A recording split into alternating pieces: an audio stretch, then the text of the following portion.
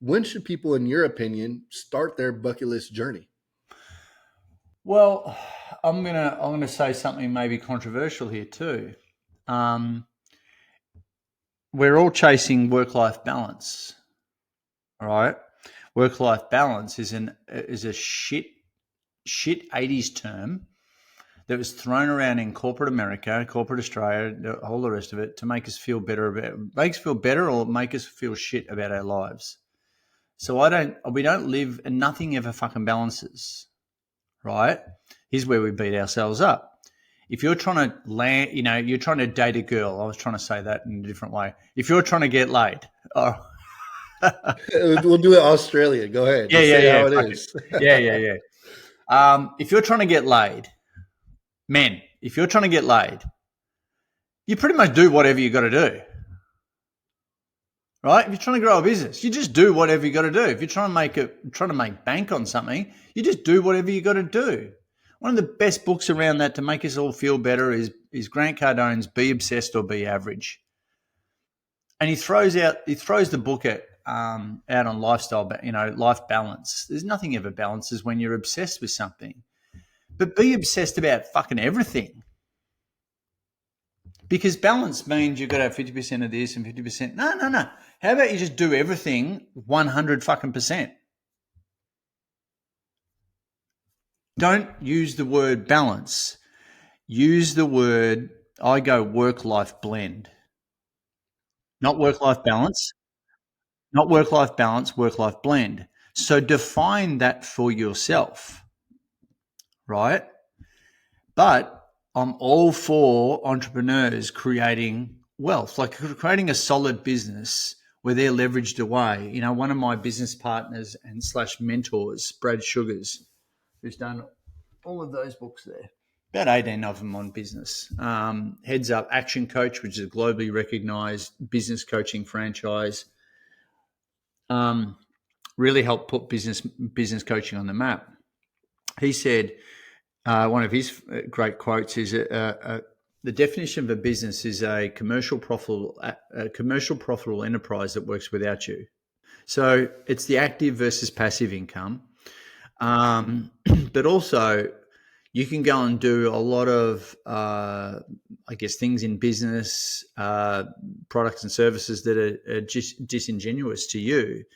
So find something that you really love to put out there, whether it be a product or service that you're really passionate about, because 80, whether it's a job or a business, 89% of people in America right now are what they call disengaged. That's the scariest fucking number. If you're running a company, that is the scariest number that's the scariest metric that you'll come across. That means 89%, 9 out of 10 people nearly are going to work every day in corporate America and just not into it. It They'll do reminds that. me of They're a just not term into it. that they were saying, like silently quitting, where they're just showing up to get a paycheck, but they're barely doing anything. I wonder why we're in a mental health perfect storm, because they're doing the 40-40-40 plan, and that's 40 years of your life of 40 hours, 40 years of your life to live on 40% of what you earned at your peak. And it's scary, it's 70% over here. It's the same thing. But the birth of there's less people being employed now globally. There's more people contracting globally.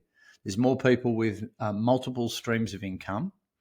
We're working more remotely now, and the pandemic sort of pushed us, I reckon, about 5 years ahead of what we were planning. We've embraced technology because we had to. Everyone knows how to use Zoom now. Pre-pandemic, what is that? No, it was just baptism of fire. So it sort of pushed us all into this space. And Richard Branson said, in the future we'll all be consulting to brands, and there'll be no offices. So I think if you're going to do a business, then make sure that you're not just making revenue, but you're cutting a bit off for yourself and building real wealth.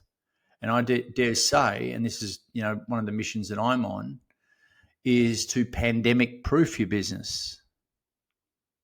So what does that mean? Well, work it out.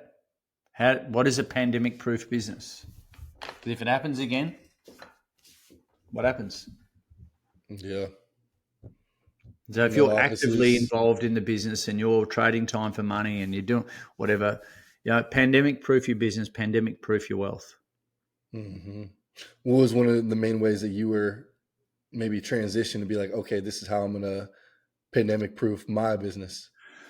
Well, I don't think I did it well because I think a lot of people I had one of before the pandemic we had certified bucket list coaches basically around the world teaching my stuff.